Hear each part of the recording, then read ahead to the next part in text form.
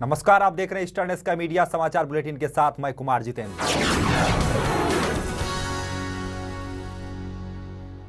Arunachal waste के सांसद किरण रिजिजू ने गृह राज्य मंत्री के रूप में अपना कार्यभार संभाल लिया है। साथ ही पूर्वोत्तर क्षेत्र में विकास का आश्वासन भी दिया। किरण रिजिजू ने गृह मंत्री राजनाथ सिंह की बातों पर सहमति जताई, जिसमें राजनाथ सिंह ने कहा था कि उनकी सर्वोच्च प्राथमिकता आंतरिक सुरक्षा और केंद्र के बीच बेहतर समन्वय है और इसके लिए उन्होंने गृह मंत्रालय के अधिकारियों को कुछ सलाह भेज दी।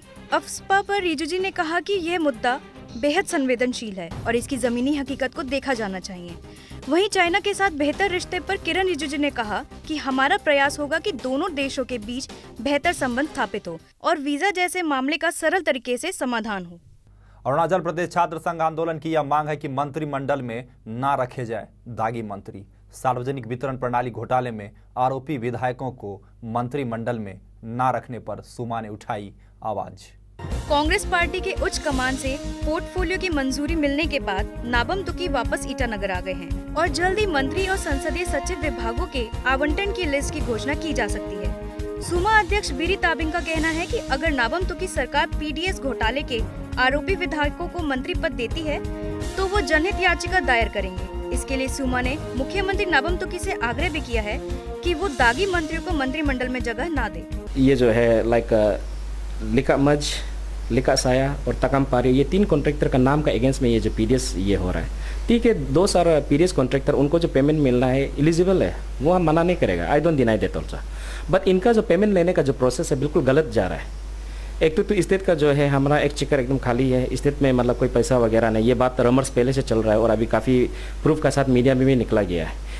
ईटानगर के नीति विहार में भयंकर आग लगने से एक 65 वर्षीय महिला की मौत हो गई है और साथ ही 29 घर जलकर राख हो गए। आग लगने से एक विकलांग महिला पुष्पा बेगम की मौत हो गई, साथ ही करोड़ों रुपए की संपत्ति का नुकसान भी हुआ। आग लगने से 2 गैस सिलेंडरों में विस्फोट हुआ, जिससे बचाव कार्य में और भी मुश्किलों का सामना करना पड़ा। ऐसा कहा जा रहा है कि पिछले एक घर में आग लगी थी, जिसके बाद बाकी बांस और छप्पर के घरों में आग फैल गई। फिलहाल पुलिस इस बात की जांच कर रही है कि आग लगने का कारण क्या था। अनएक्सपेक्टेडली हम ऐसे बिस्तरा में ऐसे सो रहा था तो नीचे का एक घर था, वो 12 घर बनाया था, कोई भी आदमी नहीं था। तो एक रूम में एक कॉर्नर में तो आग अचानक लग गया, लग के तो इसे में निकाल। तो हम अपना से यहाँ में मेरा घर में आग पहुँचने नहीं देगा बोलकर हम बचाने की कोशिश बहुत किया है, पर नहीं सका है। करीब 10:30 के करीब यहाँ पे नीति विहार में आग जल गया है एक घर को, जहाँ पे ये घर का मालिक था गोदाक रूबी और इनके भाई भैया भी यहाँ पे रहते थे गोदाक ताताक करके। इनका जो था 5 रूम यहाँ पे जो आपने देखा, ये 5 कमरे वाला जो कच्चा घर था वो उन्हीं पर आग लग गया और आग जलने का रीज़न अभी तक इनको पता नहीं है। वैसे इनका घर का पूरा जितना सामान था वो सब जल गया है। नीति विहार में मैं सपना था with camera person Rahul Gamang के साथ, Eastern Sky Media Itanagar. Arunachal Pradesh में शिक्षा की गुणवत्ता में सुधार लाने के लिए अरुणाचल प्रदेश स्टूडेंट्स यूनियन जल्द ही हैदराबाद के शिक्षण संस्थान के साथ समझौता ज्ञापन पर हस्ताक्षर कर सकती है। एक प्रेस कॉन्फ्रेंस में आपसू महासचिव वीरू नासी ने बताया कि हाल ही में उन्होंने हैदराबाद के डॉक्टर YSR रेड्डी शैक्षिक और वेलफेयर फाउंडेशन इंस्टीट्यूट के मुख्यालय का दौरा किया। आपसू महासचिव ने संस्था के बुनियादी ढांचे और सुविधाओं की सराहना की, साथ ही छात्रों से सिफारिश भी की कि इंजीनियरिंग और नर्सिंग के लिए छात्र इस संस्थान को चुन सकते हैं। आपसू नेता ने यह विश्वास जताया कि इस समझौते से गरीब छात्रों को बहुत लाभ होगा। यह फाउंडेशन वंचित मेधावी छात्रों को 20% निःशुल्क सीट प्रदान करेगा। And we also have an MOU with the institution and the foundation group. We have an MOU that if in case the ministry tomorrow fails to give them whatever the scholarships they will be asking from the ministry, that they should not harass our students for the fees. We are not afraid of scholarship. Last year also we have sanctioned 700 scholarships under this SC/ST schemes. Arunachal Pradesh के ईटानगर से खबर आ रही है कि capital परिसर के उपायुक्त के कार्यालय में राज्य बाल सलाहकार बोर्ड की बैठक की गई है। बैठक में चाइल्ड लाइन इंडिया फाउंडेशन के साथ क्षेत्रीय संसाधन केंद्र के 2 अधिकारियों ने भी हिस्सा लिया। 1098 यह नंबर बच्चों की सहायता के लिए है। इस नंबर पर 24 घंटे कभी भी फोन किया जा सकता है। 1996 में मुंबई में पायलट परियोजना की शुरुआत की गई थी। चाइल्ड लाइन प्रोजेक्ट महिला एवं बाल विकास मंत्रालय और भारत सरकार द्वारा राज्य सरकार, गैर सरकारी संगठनों, शैक्षणिक संस्थानों, यूनिसेफ और कॉर्पोरेट शिक्षा के सहयोग से चलाया जाता है। यह प्रोजेक्ट विशेष रूप से बच्चों के साथ दुर्व्यवहार, बाल श्रमिक, लापता बच्चों को संकट में सहायता प्रदान करने के लिए स्थापित किया गया था। राज्य बाल सलाहकार बोर्ड की बैठक ईटानगर में चाइल्ड लाइन सेवाओं को मजबूत बनाने के उद्देश्य से आयोजित की गई थी। First advisory board meeting of Child Line in Itanagar in Arunachal Pradesh. That today we have held in our office.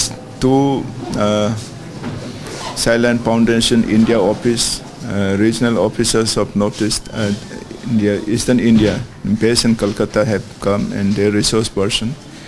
And Child Line is assistant line for children who are in need of help, need of assistance. Many children are in distress, either in abandoned or exploited, and whenever they are in need, or any adult person, they can contact one special number, it is 1098. प्रदेश की राजधानी ईटानगर में 300 LPG सिलेंडरों को घरेलू उपयोग के लिए प्रशासन ने कड़े कदम उठाते हुए सिलेंडरों को जब्त कर लिया है। ईटानगर उपायुक्त माइक कामकी, जिला खाद्य एवं नागरिक आपूर्ति अधिकारी अमित बेंजे और उनकी टीम के निर्देश के बाद राजधानी परिसर में व्यावसायिक प्रतिष्ठानों पर छापा मारा गया और 300 एलपीजी सिलेंडरों को जब्त किया गया। एक समन्वय बैठक में घरेलू सिलेंडरों की कालाबाजारी पर अंकुश लगाने के तरीके और साधन पर चर्चा भी की गई। कि वेस्ट बंगाल नमोलीगढ़ से जहाँ जो गैस का सोर्स आता आना चाहिए था, इस बार नहीं आया।